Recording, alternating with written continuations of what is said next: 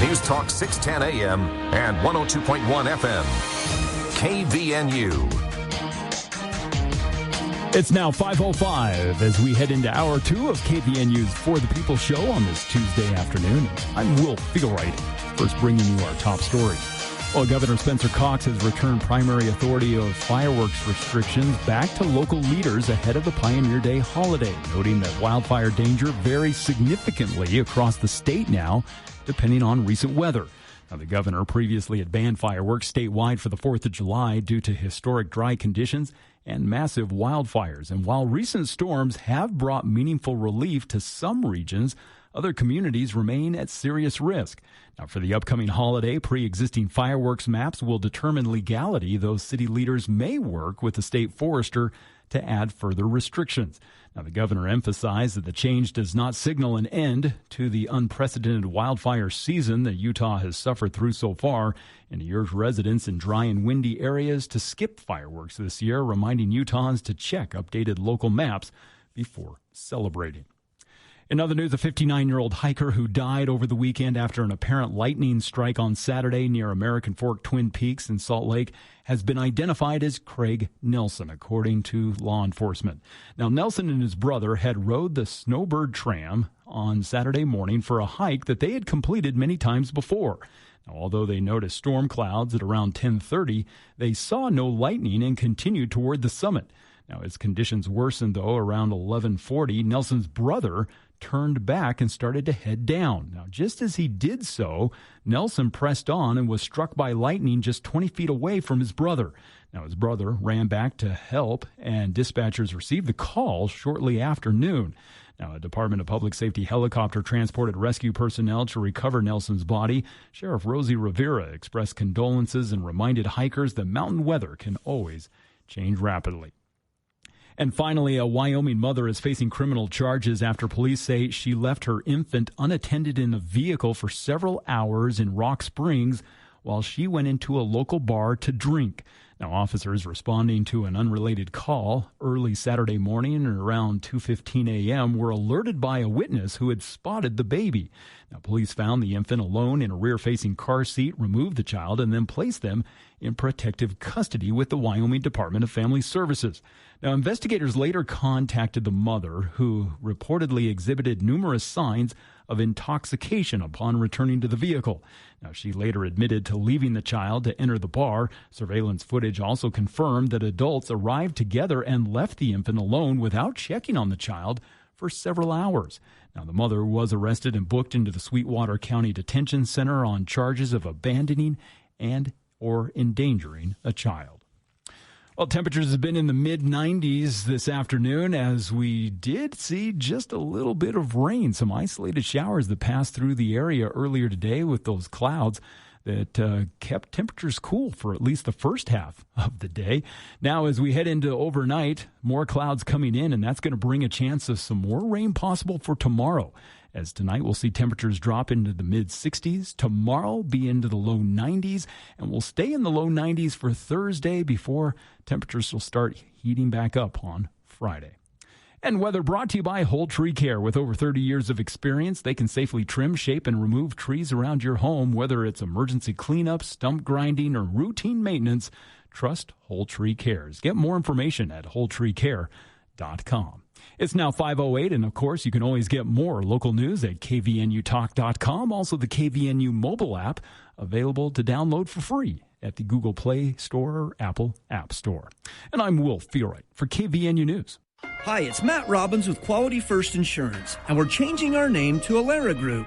Wondering who Alara Group is? They are one of the largest privately held insurance firms in the country, which means more choices and stronger buying power for you. And yes, you're still working with your Cache Valley crew. Same local office, same personal service. Stop by and see us. Same faces, same place. Or call 435-752-0101. Stay informed, stay connected. News Talk KVNU, 610 AM, 102.1 FM, and online at 610kvnu.com. Box Elder County. Got a junk car? Here's where it goes now. DD Auto and Salvage in Logan is stepping up, serving Brigham City, Tremont, Willard, Corinne, Garland, and across northern Utah and southern Idaho. They pay top dollar for vehicles and scrap metal, and they'll haul it away for you. Fast, easy, and you get paid. Take the quick drive to Valley View Highway or just make the call, 787-1204. That's 787-1204. DD Auto and Salvage, northern Utah and southern Idaho's go-to for junk car cash. The silent villain of your day, burning during your 9 a.m. meeting, red and irritated through your kid's soccer game, watering during your favorite movie. Relief is closer than you think. I'm Dr. Rebecca Freeman at Northern Utah Eye Center. We've got the weapons to fight back. IPL, Lipiflow, punctal plugs, prescription drops, and more. Come see me at Northern Utah Eye Center. We'll take your dry eyes down together. Visit northernutaheyecenter.com or call 752-2020. You're gonna love what you see. The Above and Beyond Salute. Hello, Yeah, is Brittany Lewis there? this is her. How are you doing? Good. Well, would you be doing better if I offered you free lunch? Maybe. You're like, I don't know. What strings are attached to it, right? Yeah. It's just because of who you are and what you do. We heard about how you're a CNA who works with people with dementia. So I have a $40 gift card for you to Firehouse Sub. Well, that's awesome. So I appreciate that. It made my whole day. The Above and Beyond Salute on News Talk KVNU.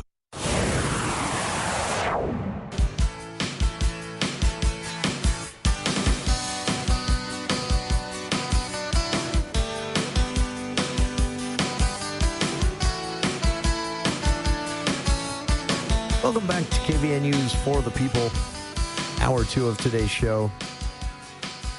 92 degrees here at 5:11 in the afternoon. Thank you for tuning in.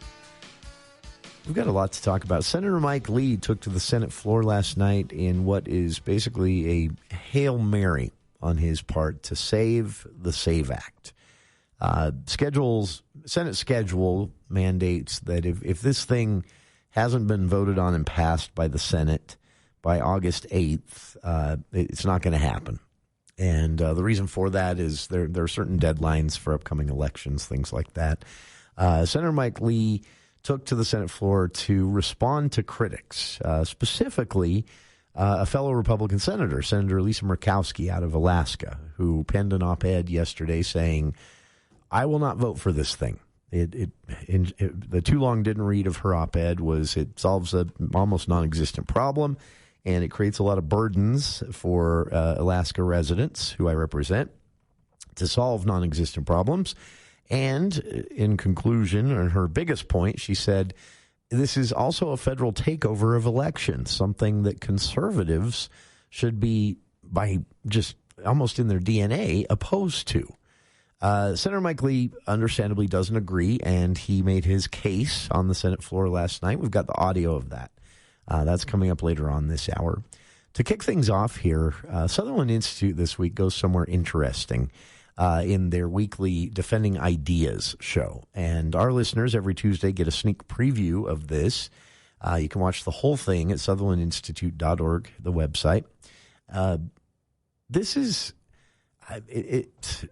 okay. To say there is hypocrisy and contradiction in self-contradiction in politics that's a no-brainer, right? But this is one that I've always paid a special close attention to. And it's the idea that the federal government's power is continuously expanding and that's a bad thing. And so there are a couple parts of this argument. First, you have to agree or disagree on whether that's a bad thing. Some don't. Some do. And for a variety of different reasons. Once you get past that, so you come to the conclusion that expanding federal government, as opposed to more power being left to cities, counties, and your state, of course, because power is finite. Decisions are finite. Who makes those decisions it's going to be someone. So your choice is between, federal bureaucracy, state bureaucracy, county and city bureaucracy. Once you get past that, then the two parties come into play. And if you'll notice, both parties campaign on this when they're not in power. Republicans right now aren't saying word one about the expanding power of the federal government under President Donald J. Trump. Democrats, man, they shut up about drone strikes so fast when Obama won in 2008. Those are the two extreme examples, but Sutherland says this happens all the time. And basically, we've been duped. We've been duped into believing that the expansion of federal power has anything to do with partisanship or anything to do with one party or another promoting it or opposing it more strongly. Nick Dunn sits down this week with Kevin Williamson, who writes for The Dispatch, but is also writer in residence at an organization called Competitive Enterprise Institute. He, alongside Nick Dunn and Bill Duncan of the Sutherland Institute, sit down to talk about what they call regulatory dark matter. That is a decline of congressional responsibility, which has led to a almost de facto, nobody's really making the decision, it's just happening, continuous expansion of federal power that neither party is really that serious about stopping. It's a sneak preview of this week's Sutherland Institute's Defending Ideas. But who writes these letters, these guidance documents, handbooks of the Occupational Safety and Health Administration? Who is in writing those? There may be some accountability at some very high level, but it's pretty remote from the people who are actually affected. And I think that's one of the reasons we feel so much concern about the use of these in the place of law. It's probably also worth noting here that the relationship, particularly between businesses and state-level regulators and federal level regulators, is very, very different. I've written a lot about the oil and gas industry, and when the Pennsylvania Department of Environmental Protection comes into a gas drilling operation and says, we want to talk to you about X, Y, or Z, they'll say, well, come by at 3 o'clock and have a cup of coffee. We'll have a conversation, and we'll try to figure it out. And whatever you want us to do, we'll try to do 110% of that because we want to stay in compliance. When the EPA calls them up, they say, talk to our lawyers, and we'll get back to you. And if you want to talk to us, bring a court order or a subpoena or something, because we're not going to deal with you if we don't have to. And it's a very, very different kind of relationship. But then you've got the federal agencies leaning on the state level agencies and saying, if you want grants, you want to be certified as being in compliance with this, that, or the other, then you're going to have to do our bidding as well. Kevin, one of the things I've heard about this issue, and I hear this in general in the conversations around sort of the growth of the federal government, the scope or the influence or the reach of the federal government, there are those out there who say, well, no, the federal executive agencies, those are the quote-unquote experts on these various issues. So it makes sense that they would be more involved in some form of public policymaking because they know this stuff, Congress doesn't. So I think there are some out there who say, yeah, it's good that federal agencies should be deeply involved in these issues. That's kind of their job. But I want to put that to you and ask, why is this a bad thing? And maybe one frame I'd toss out is the political frame that for folks out there right now who really do not like the Trump administration, do you really want a federal agency that reports to President Trump having a lot more authority and influence outside the congressional process? Or for folks on the other side, if it were a Harrison administration or in the future, if it's a Newsom administration, do you want that administration having this level of power? So I toss all that out to you. Why is this bad in your view? Well, there's a number of reasons. One, from just a sort of political theory point of view, that legitimacy and accountability are connected to one another, and where there's no democratic accountability, there are questions about the legitimacy of these decisions. But there's also this problem of American political culture, I think, for lack of a better word. So I think if we had a kind of political culture that wasn't quite so maximalist and opportunistic and particularly focused on the executive, it would be a different thing. So we have a presidency, and I say a presidency, not a president. We have a presidency in which the occupants of that office look at the laws and the regulations on the books and say, what can I do? What pretext can I come up with based on this stuff to get the stuff done that I want to get done? They don't look at them and say, how can I, as the person charged with the faithful execution of the laws, faithfully execute these laws? Those are very, very different sorts of attitudes. So if you want to tell me that, we're going to have some level of regulation of low-level radioactive waste produced by medical research facilities and how much can go into what kind of disposal, and we're going to leave that to some experts at a regulatory agency to come up with a standard of parts per million or whatever, fine, I'm okay with that. We probably don't want Chuck Schumer being out there with his, Geiger counter trying to figure this stuff out on his own and writing it down to that level. Probably want some expert input there, although there's no reason the expert input couldn't go to Congress and have them vote on this stuff, because you'll often get different experts with different opinions on things, which is why we have a political process, is to sort those things out. But it's not, the worst thing in the world to punt some of this stuff over. The problem is when you've got an executive branch that is interested in usurping legislative power and that is interested in finding any pretext to get the sort of things that it wants done. So right now in the news, we've got this crazy thing where the Trump administration is trying to basically force the states to rewrite their election procedures. And one of the things it's doing is saying, well, we're going to have some new conditions attached to FEMA grants. And that if you don't rewrite your election procedures the way we want them to, then you're going to lose, I think it's a total of around $1 trillion across the states in anti-terrorism funding and things related to that. Now, one of these things doesn't have anything really to do with the other. It's just the executive using a leverage point to try to get something done that it has no legal status to demand. And because states are constitutionally in charge of their own elections. So you end up with this erosion of the separation of powers between the states and the federal government, separation of powers within the federal government. And you want to have clearer lines, I think, of demarcation. Unfortunately, it's not one of those things where you can come up with a hard, fast rule and write it down in 150 words and make everyone swear a public oath to uphold this standard, because it does require judgment and discretion and prudence and all those things. And those have to be based in a right kind of attitude about this stuff. So one of the problems with the separation of powers is that you need separate branches that are interested in preserving that separation of powers as a principle for its own sake, rather than just as a pretext for trying to get done politically what they want to get done politically. Kevin, is that one of the areas where I think this theme comes up a lot whenever we talk about the various political or policy challenges at the federal level? This common thread is that, well, Congress essentially isn't doing its job. It has. So I'll ask it, is this accurate, a perception that you have a presidency, an executive branch that increasingly wants to do more things sort of beyond maybe the original constitutional intent of that branch, and you have a Congress who's kind of happy to hand over a lot of their authority or their power to do policy making because it means they don't have to make these tough choices? And, can they then just go pontificate on TV and get reelected? I mean, maybe that's a cynical take, but is it sort of, in some ways, and this actually ties back to the episode of the show we had Sarah Isger, one of your colleagues at the Dispatch, talking about her new book, Last Branch Standing. It seems like, and I'm not an attorney, so not an expert in this space, so you guys have to set me straight, but it seems like it's almost like you have two branches, the executive branch and the legislative branch at the federal level, that are both happy to muddy the waters of the separation of powers.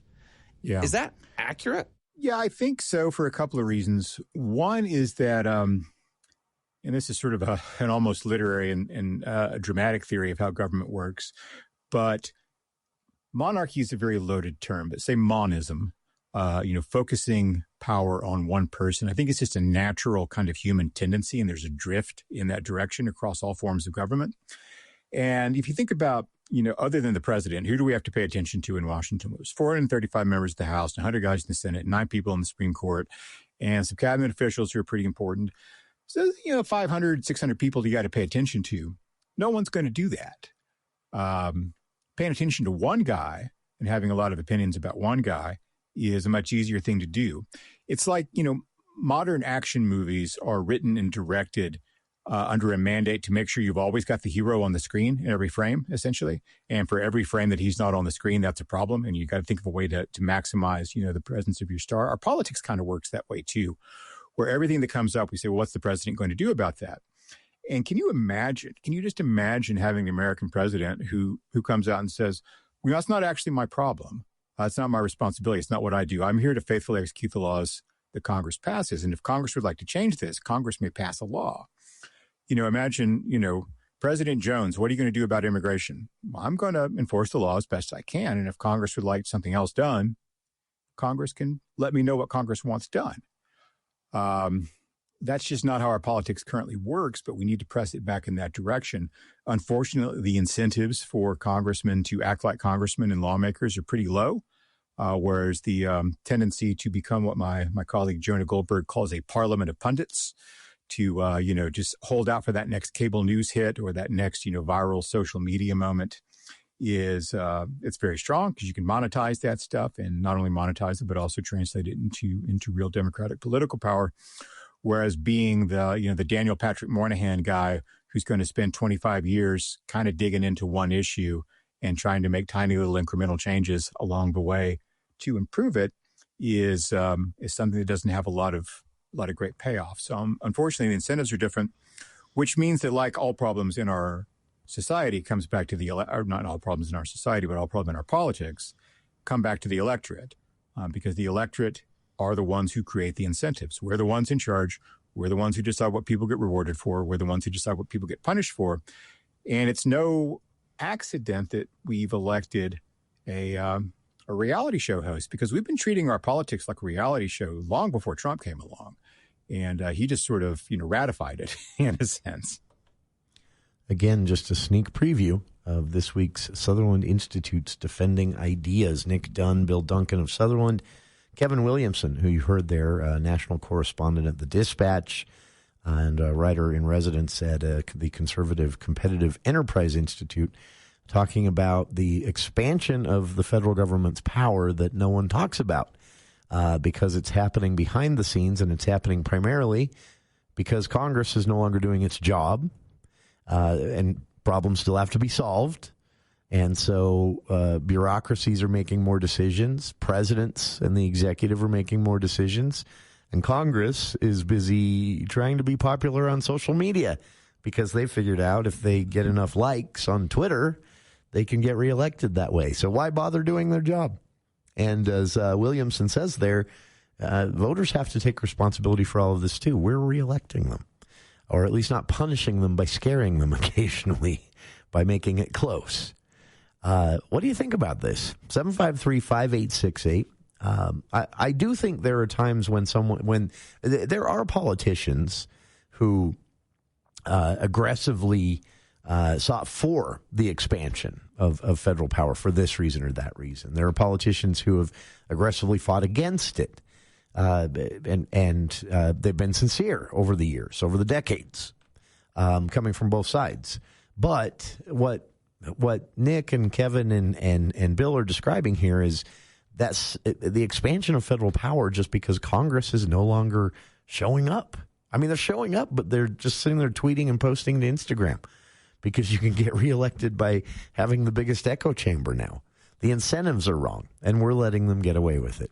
753-5868 if you have thoughts on this. We'll be back after this quick break. News Talk 610 AM, 102.1 FM, KVNU.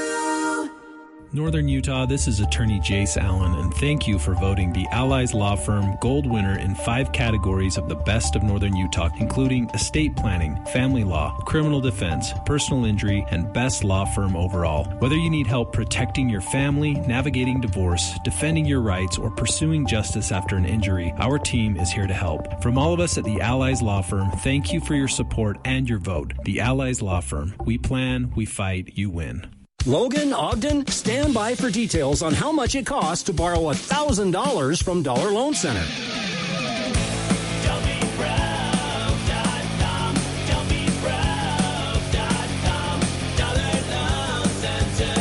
We offer signature loans up to $5,000 in minutes, and you don't need great credit or collateral. No checking account required, no application fees, and you only pay interest for the time you have the loan out. So if you need $1,000, it'll only cost you $7.56 per day. You can keep it out for a week, a month, a year. That's up to you. For new customers, the first week's interest is even on us. Give DLC a shot. You'll be glad you did. Stop by in Logan on US 89 by McDonald's or in Ogden on 12th at Lincoln. You can also get up to $5,000 in minutes at don'tbebroke.com and save the drive. License by the Utah Department of Financial Institutions. Payment amounts based on biweekly pay frequency with annual percentage rate of 275%. For additional cost information, call 866-550-4352. Subject to approval, limitations may apply. Hi, this is Gordon Deal. Wednesday on This Morning, America's First News. Will there be further escalation between the U.S. and Iran with more American service members injured and killed? We'll have analysis.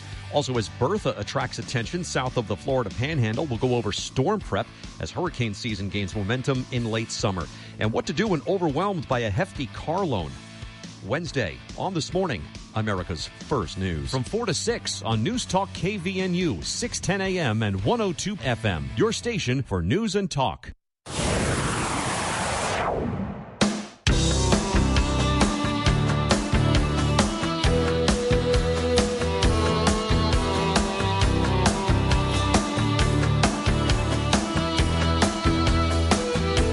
Welcome back to KVNU's For the People. A couple of Senator Mike Lee related stories. We'll get to the big one, or the one that's the bigger fight, I guess, on the other side of the news, so we have more time for it. Senator Mike Lee taking to the Senate floor to defend the SAVE Act. Clock is ticking on this. Senator Lee himself has said if this hasn't been voted on and passed by the Senate by August 8th, it's not going to happen this year. Some are already saying it's too late with the sweeping changes the bill would mean to elections in the United States. Some argue there isn't time to get it in place already. Senator Mike Lee says August 8th. I'm not sure how he's getting at that number. But a Hail Mary pass from Senator Mike Lee yesterday on the Senate floor after, over the weekend, Republican Senator Lisa Murkowski poured cold water on the whole thing, saying she will never vote for it.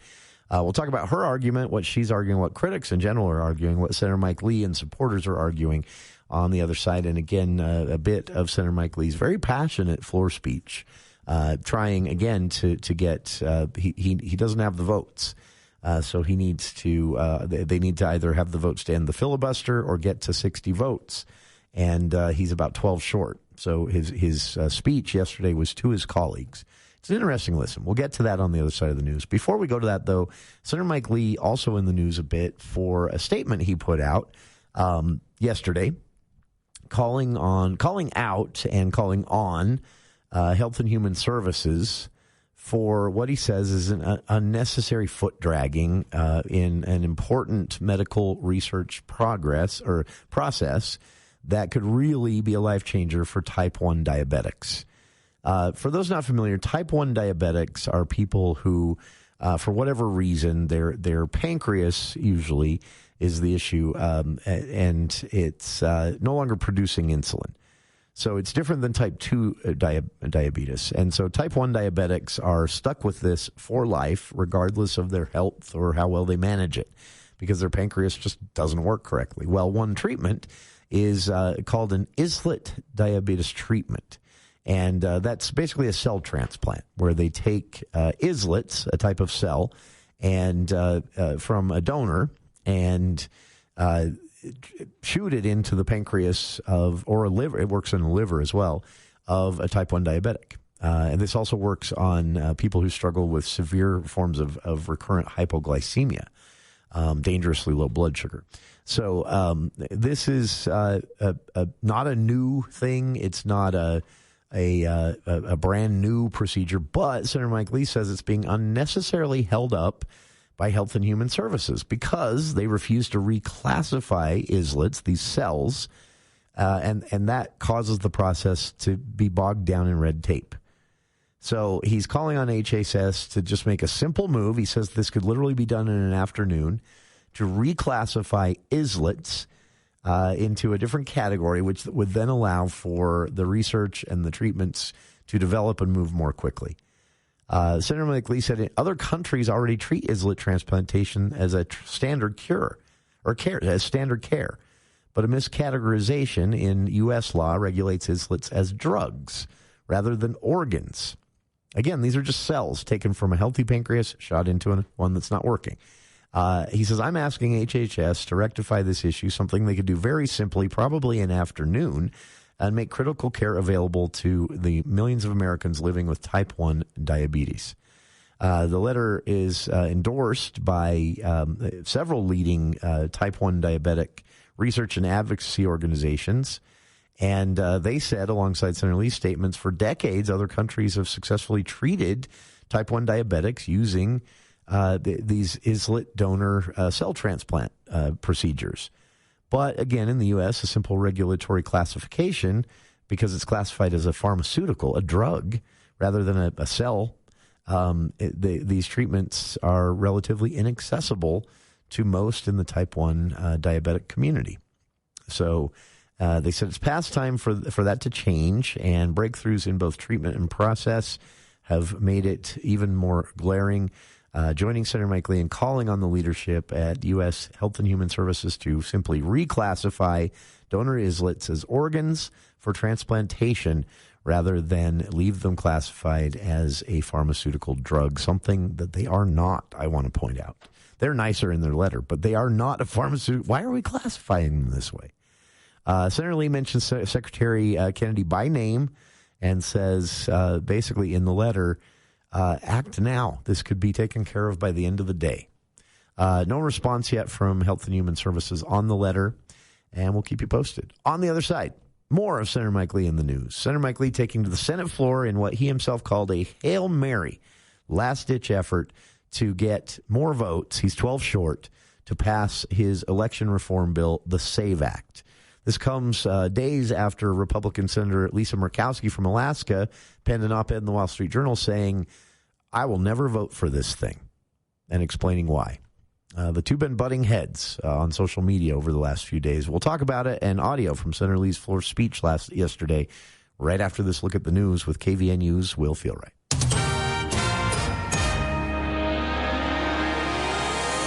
Thank you, Jason. Firefighters in Providence quickly extinguished a grass fire yesterday afternoon that burned about a third of an acre and damaged 2 structures, according to authorities. Now, crews say they were dispatched to the scene just before 2 o'clock near 1000 South and 200 East. Now, it came after reports of a brush fire that was endangering a nearby building, according to the Logan City Fire Department. Now, upon arrival, firefighters said they found flames that had already spread to a shed and caused minor exterior damage to a home. Now, crews managed to stop the fire spread and quickly put out the flames. No injuries were reported. In other news, the Beaver City Council unanimously voted last night to extend a local state of emergency until the end of September following the catastrophic flash flooding that was triggered by a wildfire burn scar. Now, the flooding, which was fueled by heavy rains over the Cottonwood Fire scar, damaged about 80 homes in a neighborhood known as the Grove. Now, that area still remains under an evacuation order and lacks water access as officials are trying to prioritize delivering clean drinking water back to the residents. Now, the debris and floodwaters also breached I-15 Sunday night, closing the highway for several hours. Now, infrastructure damage is reportedly severe, with about 2.5 miles of pipeline that has been destroyed, including a line that connected to a new hydropower plant. Now, while neighboring cities have offered help, officials said the scale of utility damage in and around Beaver is overwhelming. And finally, a 53-year-old woman was arrested after allegedly trying to buy alcohol without pants or underwear and leading police on a high-speed chase through Springville. Allison Douglas Miller was arrested back on July 7th. Now, court documents show that Springville police had been called to the liquor store just after 8 o'clock after employees had denied her service. Now, Miller then entered a black Chevrolet Colorado and improperly exited the parking lot. Now, when officers attempted a traffic stop, Miller failed to yield, drove over a curb, and accelerated onto I-15. Now, on the freeway, she repeatedly veered out of her lane, drove on the shoulder, and exceeded 85 miles an hour. Now, an officer eventually blocked her vehicle at an exit ramp, and police said Miller refused to exit the vehicle and had slurred speech and was unintelligible. Now, eventually, she was taken to a hospital due to her condition and then arrested. Well, we're going to see a chance of some showers and cooler weather coming for tomorrow, as we're hoping to see some rain that'll begin tomorrow. That's going to continue on and off through the day as temperatures will be right around 91 for our high, so a little cooler than today. And then on Thursday, we'll see temperatures staying in the low 30s, but warming back up on Friday. And your weather forecast this hour brought to you by Napa Auto Parts. Whatever you need to keep your car running during these hot summer afternoons, you'll find at Napa Auto Parts and on sale and in stock. It's Napa Auto Parts with 5 locations from Preston to Providence. You can trust Napa Auto Parts. And for KVNU News, I'm Will Feelright. ABC News, I'm Chuck Sievertson. The Iran wars cost over $37 billion, says Defense Secretary Pete Hegseth to a Senate Appropriations Committee asking for $87 billion more. Without these funds, we face critical shortfalls that threaten our ability to also simply pay our service members, rapidly replenish equipment and munitions, and sustain vital operations without disruption. Hegseth was interrupted by protesters. Democrats pressed him on the war's aims. There's a tornado watch from Delaware to New York City to upstate New York, plus thunderstorms and torrential downpours. Over 2,000 flights canceled. Filling sandbags in New Orleans ahead of Tropical Storm Bertha. It's about 90 miles southwest of Panama City, Florida, expected to skirt the Gulf Coast into Texas. Justice Department says it's investigating after New Jersey state officials said they had discovered about 6,600 non-citizens had been inadvertently registered to vote. This is ABC News. Did you know you can cut your Rocky Mountain power bill by 40 to 50% without a single solar panel? With the new time of use rates, power is 4.5 times more expensive in the evening, but cheap during the day. At Greenbox Solar, we install smart home batteries that charge up when electricity is cheap, then power your home during peak hours. Solar is totally optional and can be added in the future, but savings are guaranteed. Drop by Greenbox Solar's showroom in South Logan to see the hardware for yourself. Visit our website at poweredbygreenbox.com. Hi, this is Brooke Stevenson. I'm David Castor with Adams Wealth Advisors. We're truly honored to be named Best of Northern Utah Gold winner for the Best Financial Planner. This community means everything to us, and we're grateful for every customer who made this possible. Thank you for your trust. Advisory services offered through Adams Wealth Management, a registered investment advisor. For important disclosures and more information, visit adamswealthadvisors.com. That's adamswealthadvisors.com. This year, as America celebrates 250 years of freedom, let's remember the heroes who helped protect it. Not every veteran comes home to stability. Some struggle to find housing, support, and a place to call home. On Saturday, August 29th at 8 a.m., join the USA Project Valor 5K run at Heritage Park in Nibley. Every registration helps provide housing and hope for struggling homeless veterans. Registration is just $35. Run for a cause. Run for a veteran. Sign up today at usaprojectvalor.org. Oh, we live in a great area. Are you just back from a camping trip? Don't take your sleeping bags to the dry cleaner. Come to Mount Logan Laundry. For just a few quarters, our 55 or 80-pound washers and 80-pound dryers will have those bags clean for your next trip. Mount Logan Laundry has free Wi-Fi and drop-off service. Plus, they're open until midnight. Mount Logan Laundry really is the cleanest spot in town. Find them at 5th East and 9th North in Logan or in Brigham City on the corner of 1st East and 7th South. Mount Logan Laundry. The dust is flying, stock is bucking, and the excitement is headed our way. Starting Wednesday, August 5th, don't miss 4 thrilling nights of PRCA rodeo action at the Cache County Fair and Rodeo. Want the best value? Grab a special 4-night pass and save. Get your tickets now at tickets.cachecounty.gov/events. The Cache County Fair and Rodeo is August 5th through the 8th. I'm Hadley Thompson, your first attendant queen, and I hope to see you under the arena lights. So come on out, let's have some fun at the Cache County Fair.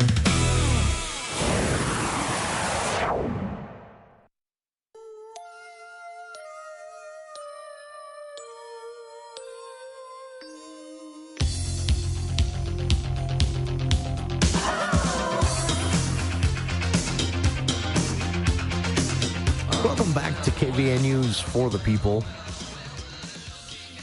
Senator Mike Lee took to the Senate floor yesterday in what he described on social media as a Hail Mary. This was a pitch, not just to the public, but to his colleagues on passing the SAVE Act. He's 12 votes short. Well, there's two options. They can, the clock's ticking. Senator Mike Lee says if this isn't passed by August 8th, the Senate schedule will not allow for its passage in time to be fair to county clerks all around the country who would be affected by this federal law should it pass. Senator Mike Lee said August 8th. Others are saying August 1st. I don't know. But either way, the clock is ticking. And he did this yesterday in response to Republican Senator Lisa Murkowski, who penned an op-ed over the weekend in the Wall Street Journal saying, I will never vote for this, and here's why. And her primary reason was it is a federal takeover of elections that, to quote her, every conservative should be opposed to. Senator Mike Lee, argued without her response on social media. He's on there a lot. She's not on there at all, very much at least. And but he, over the weekend, made his case and then took to the Senate floor to make it again yesterday. Let's back up a little bit, though. What does the SAVE Act do? It's a lot of things, and that's kind of part of the problem. If I had been advising Senator Mike Lee, I probably would have made this a little tighter and simpler. And if you're going to require nationally, if you're going to have a federal rule requiring photo ID in your legislation, create a federal photo ID. Now, it's not an accident Senator Mike Lee didn't do that. That would be extremely unpopular with the same people that are the loudest about how important passing this is. But I'm saying you could have got the votes in the Senate from your Republican colleagues where there is a majority. You could have done it. You could have passed this bill had you included the creation of a federal ID. Many countries have them, and there's a lot of arguments for them, and they're sort of unpopular with a lot of the in conservative circles because it's a federal ID. But I'm saying, just practically, if you really wanted this to pass, that's the biggest mistake Mike Lee made, I think. The bill itself, it requires individuals provide some sort of documented proof of citizenship when they register to vote in federal elections. It's a mandatory photo ID bill. It mandates voter ID nationwide. Most states have some form of voter ID, but some don't have any. This mandates it nationwide. This would be an eligible photo ID before casting your ballot. So Utah has photo ID requirements when you register. This bill would mean when you go to cast your ballot, you've got to provide photo ID too. So an extension, you can assume from that. This would greatly complicate mail-in voting, the way we've run elections here in Utah for more than 14 years now. That's not addressed in the bill. I think that was another oversight on Senator Lee's part. And then it would purge voter rolls, requiring states to actively remove non-citizens from existing voter rolls, something that critics, including our own election administrative office here in Utah, says they're already doing. And that's where we're at on the bill. One of the requirements in this bill that has become the most controversial is it would require states to ongoing share all of their voter information with a federal government entity that would be created, and then all this information would be stored in a database.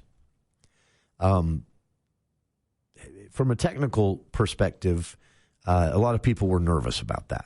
A lot of conservatives were nervous about that. That's why Senator Mike Lee doesn't have the Republican votes. He's 12 votes short in the Republican caucus in the Senate.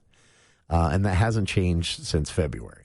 There have been 12 no's in opposition to this, and Senator Mike Lee has made every pitch to try and get him on board, except to change the bill in some significant ways. Senator Lisa Murkowski, who penned the op-ed that kind of set off the floor speech yesterday from Senator Lee, has tried to introduce amendments that she said would have made it palatable for her, because she said she actually supports the idea of a nationwide voter ID requirement to register, but that it needs to be to register because some states do mail-in balloting.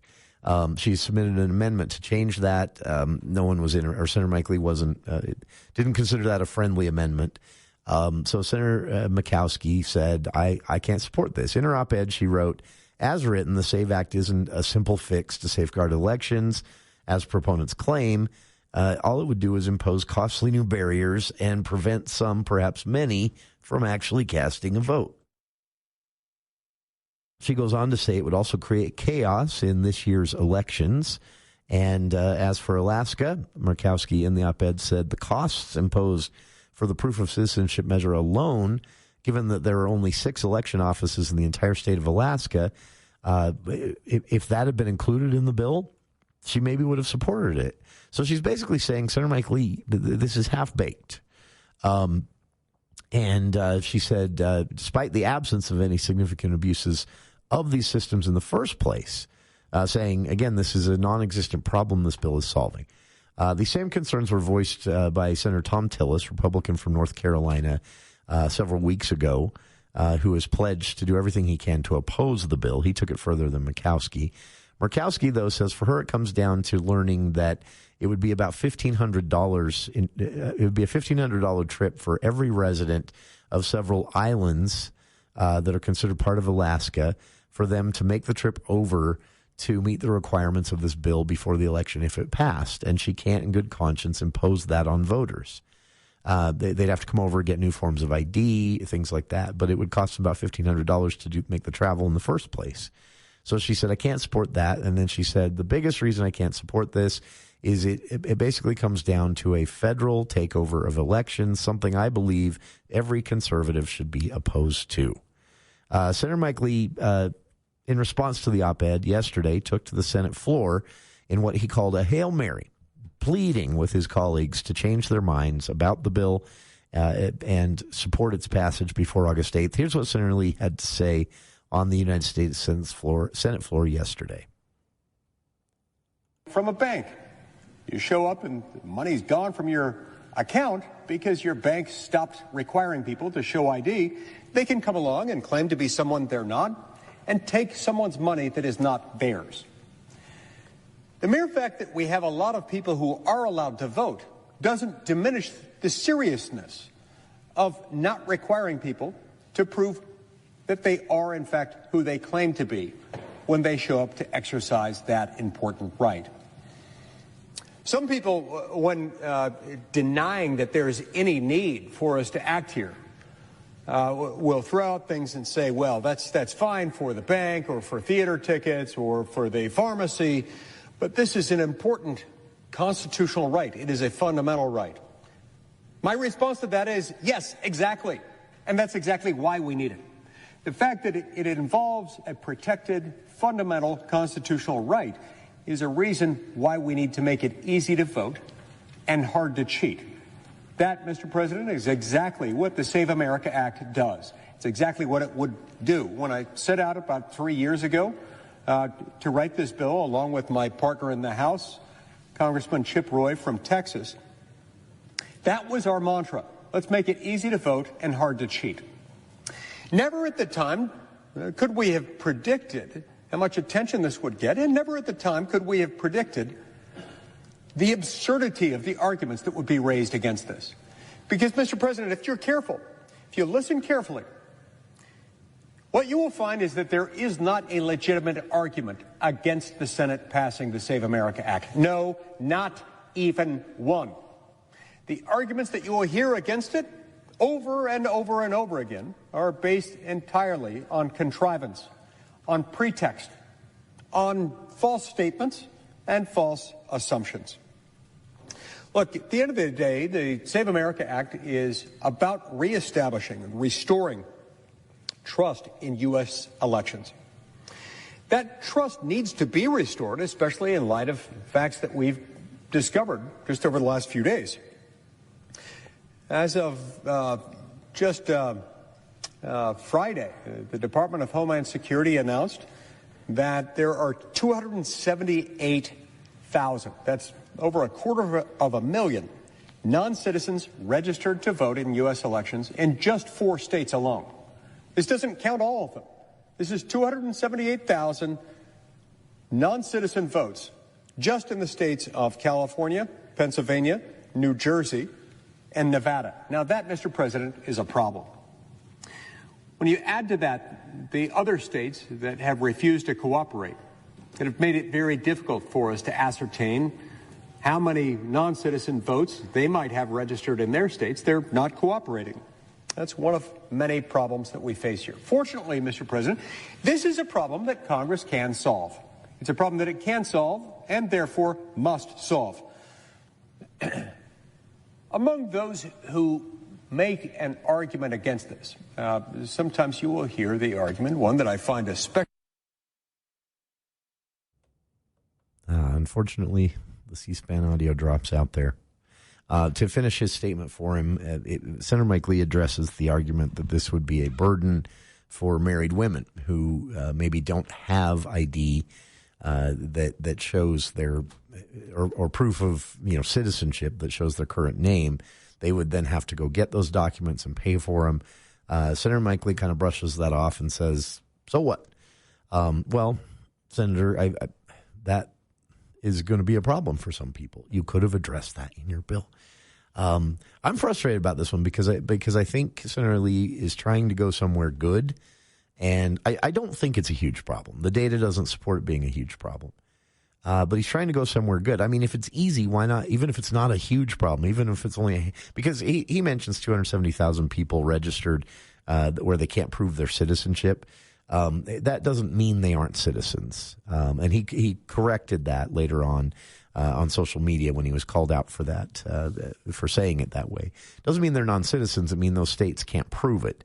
But that applies to anyone who registered to vote like in the late 80s, early 90s.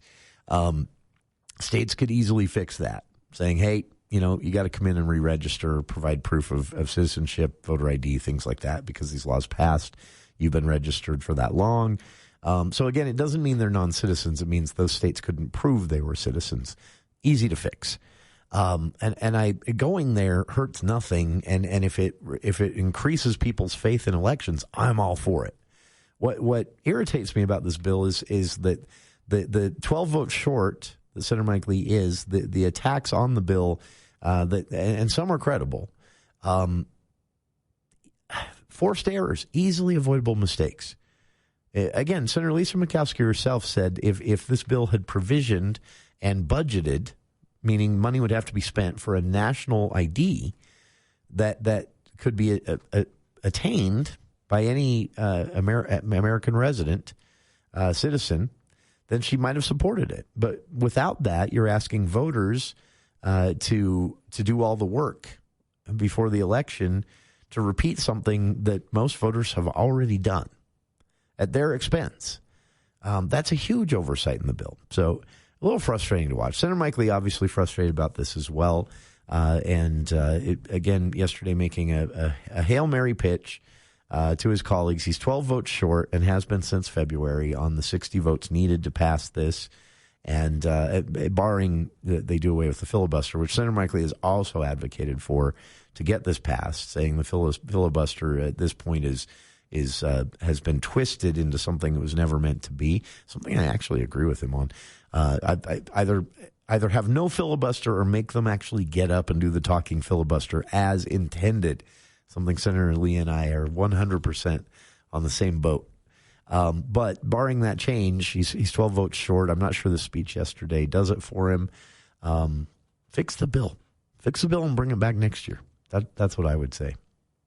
If you'd like to see the full floor speech, I've got a link that the audio doesn't drop out on, which I've put on our Facebook page, and we'll be back right after this.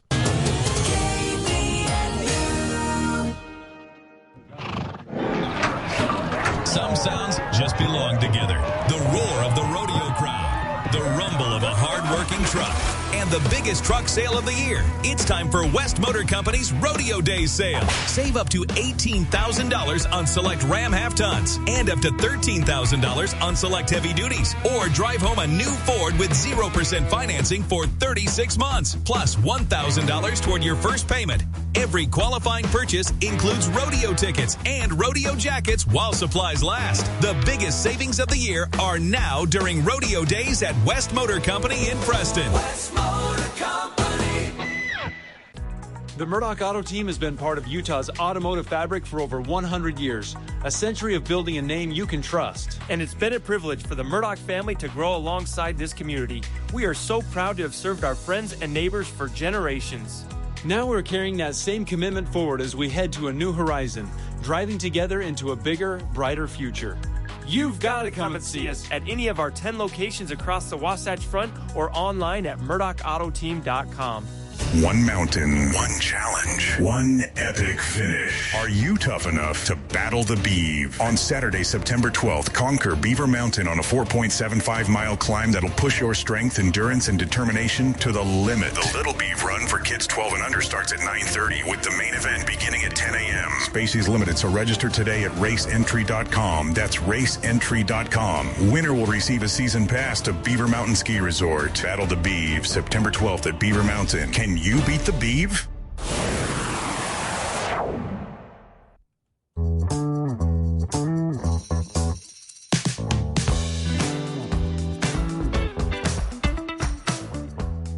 That's my time for today. Appreciate everyone tuning in. Hope you'll be with us tomorrow.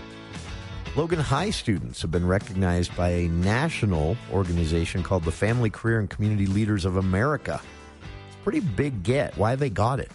And also yet another study showing Utah's air pollution, or as the study says, air pollution cocktail, throwing the Great Salt Lake dust in there, is leading to a surge in preterm births, and they say even miscarriages.